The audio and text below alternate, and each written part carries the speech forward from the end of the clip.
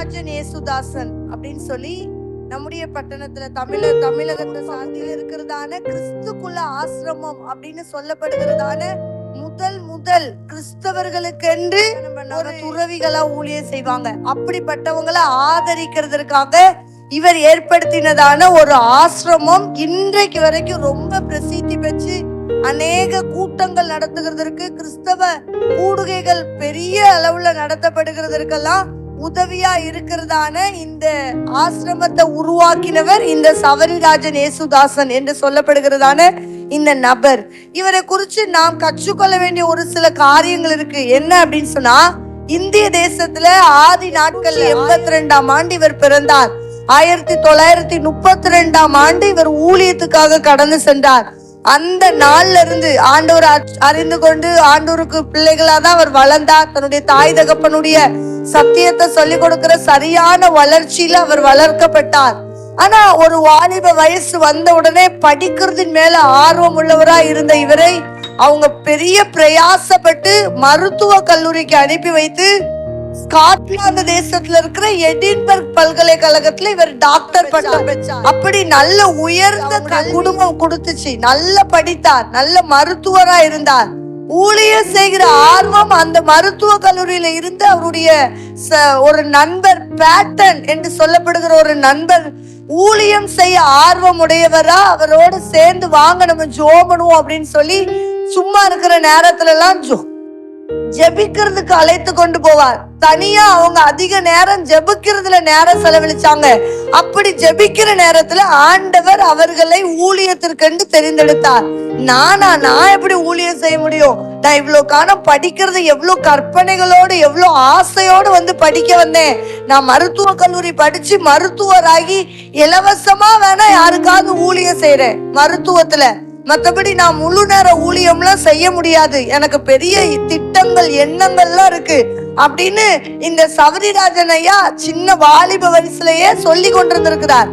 ஆனா ஆண்டவர் அவரை தெளிவா தெரிந்து கொண்டு பிரித்தெடுத்த அந்த வார்த்தையை அந்த ஜெப நேரத்துல தனியா அவங்க சேர்ந்து ஜெபிக்கும் போது ஆண்டவர் அவரோடு கூட பேசி, இனிமே ஆணுடைய வார்த்தைக்கு மறுப்பே சொல்ல முடியாது, வேற வழியே இல்ல, கட்டாயம் அவர் என்ன ஊழியத்துக்கு தான் அழைக்கிறார், ஊழியம் தான் செஞ்சாக வேண்டியிருக்கு, வேற வழி இல்லை அப்படின்னு கட்டாயப்படுத்தப்பட்டவராய் ஆண்டவருக்கு தன்னை ஒப்பு கொடுத்தார். அப்படி ஒப்பு கொடுத்து மருத்துவ கல்லூரியில இருந்து வந்த உடனே இங்க அவருடைய ஊழியங்கள் எல்லாம் செய்ய முடியல. ஆனா ஒரு காரியம் அவர் செய்ய ஆரம்பித்தார். அவர் படித்த படிப்பையும் ஆண்டவருக்காக செலவழிக்கணும் அப்படின்னு சொல்லி இலவசமாய் அதிக வயது முதிர்ந்தவர்கள் இருக்கிற ஏரியாலெல்லாம் போய் இலவசமா மருந்துகளை வாங்கி கொடுத்து மருத்துவ உதவிகளை செய்து இப்படி அநேகரை இயேசுவின் அன்புக்குள்ள கொண்டு வந்து கொண்டிருந்தார். இவர் அதிகமா எப்படி நீங்க இவ்வளவு படிச்சிருக்கீங்க, இவ்வளவு செலவழிச்சிருக்கிறீங்க, எப்படி நீங்க இப்படி இலவசமா செய்றீங்க அப்படின்னு பேசும்போதெல்லாம் ஆண்டவருடைய அன்பை தான் அவர் எடுத்து சொல்லியிருக்கிறார். ஆண்டவர் தான் இலவசமா நமக்கு ரட்சிப்பை தந்தாரே, அவருடைய ரத்தத்தினால நமக்கு ஒரு பணமும் இல்லாம நமக்கு விடுதலை தந்தாரே, அந்த விடுதலையை தந்த ஆண்டவரை சொல்ல வந்திருக்கிறேன்னா ஒரு பணத்துக்காக என் ஆதாயத்துக்காக என் படிப்பை விற்க விரும்பல, அதனால நான் ஜோம் பண்ணிட்டு நான் ஆண்டவருக்காக ஊழியம் செய்ய போகிறேன் அப்படின்னு சொல்லி அவர் எடுத்த முயற்சி தான். இவர் துறவி, ஒரு வாலிப காலம் முழுசும் அவர் கல்யாணம் பண்ணல, ஒரு குடும்பம் இல்லை, ஆனா ஆண்டவருக்காக தன்னுடைய வாலிபத்திலிருந்து கிறிஸ்துவுக்காக தன்னை அர்ப்பணித்தவர். அப்படி இவர் ஊழியம் செய்ய தன்னை அர்ப்பணிச்ச உடனே ஆண்டவர் அறிமுகப்படுத்தி காட்டின ஆண்டவர் கொடுத்த தரிசனம் என்னது அப்படின்னு சொன்னா, அந்த காலகட்டத்துல ரொம்ப வயது முதிர்ந்தவர்கள் இருக்கிற ஏரியால எல்லாம் பாதுகாக்க ஆள் இல்லாம ரொம்ப கஷ்டப்பட்டாங்க. சொந்த குடும்பத்தாலேயே ஒதுக்கப்பட்டு இருந்தாங்க. அப்படிப்பட்ட நபர்களை தேர்ந்தெடுத்து அவங்களுக்கு ஒரு நல்ல ஒரு ஆசிரமத்தை கட்டணும், இவங்களை ஆதரிக்கணும், இவங்களுக்கு நம்ம ஆகாரம் கொடுக்கணும், இவங்களுக்கு நம்ம ஆண்டவரை பத்தி சொல்லணும் அப்படின்னு சொல்லி மிகுந்த எதிர்பார்ப்போடு பாரத்தோடு இவர் முதல் கிறிஸ்துக்குள்ள ஆசிரமம் என்று சொல்லி உருவாக்கினார். அப்படி அந்த உருவாக்கின அந்த ஆசிரமத்தின் மூலமா அதுக்கு அவருடைய நண்பர் பேட்டன் என்கிற சகோதரரும் நல்ல உதவியா இருந்தார். இவங்க 2 பேரும் சேர்ந்துதான் இந்த ஊழியத்தை ஆரம்பிச்சாங்க. கிட்டத்தட்ட ரொம்ப வருஷ காலம் அதை செய்து கொண்டிருந்தாங்க. ஆனா ஆரம்பித்து கொஞ்ச நாட்கள்லயே இவருடைய சரீரத்துல சில பலவீனங்கள், சில விதமான இவரே அறியாம ரொம்ப முழிப்பு இருந்து படிச்சதுனாலயோ இல்லாட்டி ரொம்ப சரீரத்தை ஸ்ட்ரெயின் பண்ணி அவருடைய டாக்டர் படிப்பு காலத்துல செயல்பட்டதுனால அவருடைய சரீரம் சீக்கிரமா பாதிக்கப்பட்டுச்சு. ஒரு பெரிய பலவீனத்தை அடைந்தார். இப்போ இந்த பலவீனத்தின் மத்தியில அவர் உட்கார்ந்தா ரொம்ப காலமா உட்கார்ந்து ஜோமணி, ஆண்டவரே என்னை பலப்படுத்தும், எனக்குன்னு நீ கொடுத்திருக்கிற தரிசனத்தை இன்னும் நான் நிறைவேற்றவே இல்லையே, இன்னும் நான் ஒண்ணுமே செய்யாது இருக்கும் போது என்ன சீக்கிரமா இந்த மரணத்தையோ இந்த மாதிரியான வியாதியில அழிக்கவோ நீ என்னை விட்டுறாதிரும் அப்படின்னு சொல்லி இவர் ஜெபிக்கும் போது ஆண்டவர் அவருக்கு கற்றுக் கொடுத்ததான ஒரு சத்தியம் என்னவா, நல்ல ஆண்டவரை துதி, ஆண்டவர் உனக்கு பலன் தருவார் அப்படின்னு.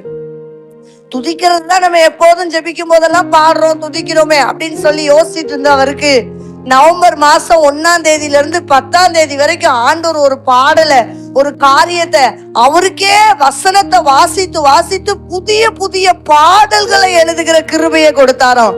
அப்ப அவர் சொல்லி நிறைய துதிக்கிறேன், நிறைய பாடுறேன், ஆனா என்ன செஞ்சாலும் ஆண்டவர் என்ன இந்த வழியில நடத்துறதுக்கு ஏதோ ஒரு முகாந்திரம் உண்டு அப்படின்னு யோசிச்சு பார்த்துட்டு அவர் கொடுத்ததான ஆண்டவர் வசனத்தை வாசிக்கும் போது ஆண்டவர் சொன்னதான வெளிப்பாடுகளை எல்லாம் பாடலா எழுதலானார். இவர் ஏற்கனவே நல்ல படித்தவர், இலக்கிய நடையில நல்ல தெரிந்தவர், அதனால நல்ல பாடல்களை ரொம்ப கவனத்தோட இன்னைக்கு வரைக்கும் பெரிய இந்த சிஎஸ்ஐ ஆலயங்கள் எல்லாம் பாரம்பரிய கன்வென்ஷன் கீதங்கள் எல்லாம் அவருடைய பாடல்கள் இருக்குதான். அப்படிப்பட்ட அதிக பிரசித்தி பெற்றதான பாடல்களை இவர் பலவீனத்தின் மத்தியில கர்த்தர் கொடுத்தார். பயங்கர பலவீனத்தோடு இருக்கிறேன், இனி என்னால ஒரு பக்கமும் அலைஞ்சு ஊழியம் செய்ய முடியாது அப்படின்னு சோர்ந்து போன சவரிதாசன் ஐயாவை பார்த்துதான் ஆண்டவர் உற்சாகம் உள்ள வார்த்தைகளை கொடுக்கும்படி நல்ல துதிக்கிற துதி பாடல்களை கொடுத்தாராம். அப்படி அந்த பாடல்களை எழுத எழுத இவர் அறியாம இவருக்குள்ள இருக்கிற வியாதிகள் வெளியேறுகிறத இவர் அறிந்தாராம். இவர் உணர கத்த கிருபை செய்தாராம். நான் துதிக்க துதிக்க எனக்கு புதிய புதிய பாடல்கள் தந்து ஆண்டவரை உயர்த்த உயர்த்த என்னுடைய சரீரத்துல ஏதோ ஒரு மாற்றம் உருவாகிறத நான் பார்க்கிறேன் அப்படின்னு அவர் இன்னும் அதிகமா ஆண்டவருக்காக பல மணி நேரங்கள் பாடல் எழுதுகிறதுல கவனம் செலுத்தி எந்த கூட்டத்துக்கு போனாலும், அவங்கள சந்திக்க யாராவது வந்தாலும், வயசானவங்க வந்து ஜெபிக்க கேட்டுக்கொண்டாலும் இவர் எழுதின பாடல்களை பாடி பல மணி நேரம் துதிச்சு அதுல தேவ பலனை பெற்று கொண்டாராம். இப்படி பெற்றுக்கொண்டு இப்படி ஆண்டவருக்காக நல்ல ஊழியம் செய்து அவருடைய வியாதிக்கு அந்த காலகட்டத்துல மருத்துவ காரியங்கள் எதுவும் செய்யாதிருந்தும் தேவனுடைய துதியின் சத்தத்தினாலேயே பலனை பெற்றுக்கொண்ட ஒரு நல்ல உத்தம ஊழியக்காரர் இந்த சவரிதாசனையா. இவர் ஒரு நாள் நள்ளிரவுல 2 பேரும் கூடி ஜெபிக்க ஆரம்பிச்சு தேவ பலனை இன்னும் பெற்றுக்கொள்ளணும், நாம அநேகருக்கு சாட்சியா மாறணும் அப்படின்னு ரொம்ப பாரத்தோட 2 பேரும் சேர்ந்து ஜெபிக்க ஆரம்பிக்கும் போது அந்த ஒரு மனதோட 2 பேரும் சேர்ந்து அப்படி 2 ஐக்கியப்பட்டு ஜெபிக்க ஆரம்பித்த அந்த ஜெப வேலையில தான் ஆண்டவர் இவரை குறித்ததான எதிர்கால தரிசனத்தை கத்த தந்து இங்க மட்டும் இல்ல இன்னும் பல இடங்கள்ல இந்த மாதிரி ஆசிரமங்களை உருவாக்கி பலரை ஆதரிக்கிறவர்களா நீ மாறுவ. பல ஆதரவில்லாத குடும்பத்திற்கு நீ ஒரு நல்ல தகப்பனா ஆதரிக்கிற நல்ல நபராய் உன்னை நான் உருவாக்க போகிறேன். சேவை செய்து உன் வாழ்க்கையை ஆண்டவருக்கு கொடுக்க ஒப்புக்கொடு அப்படின்னு சொன்னாராம். அதனால தன்னுடைய வாழ்நாள் முழுவதும் கர்த்தருக்காக தன்னுடைய சேவையை கர்த்தருக்காக செய்து 1969ஆம் ஆண்டு ஏப்ரல் மாதம் 19ஆம் தேதி நல்ல பலவீனத்துல படுக்கையாகி மரித்தார் அப்படின்லாம் சொல்லப்படல. ஆனா துதிச்சுக்கிட்டே தேவனுடைய சத்தத்தை உயர்த்திக்கிட்டே ஆண்டவரை ஆராதிச்சுக்கிட்டே கர்த்தர் சமூகத்துல எடுத்துக்கொள்ளப்பட்டார் அப்படின்னு சொல்லப்பட்டிருக்கு. இதுல இருந்து நாம என்ன தெரிஞ்சுக்கிறோம் அப்படின்னு சொன்னா, ஆண்டவரை துதிக்கிற ஒரு மனுஷனுக்கு ஒரு பெரிய பலன் உருவாகும்.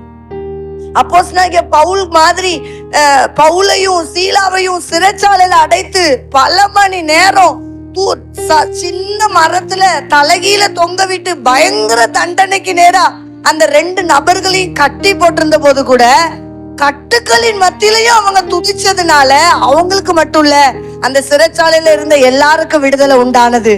இன்னைக்கு உங்களுக்கும் எனக்கும் கற்றுக் கொடுக்கிற ஒரு பாடம் சவரிதாசன் ஏசுதாசையா நமக்கு சொல்லி கொடுக்கிறார்.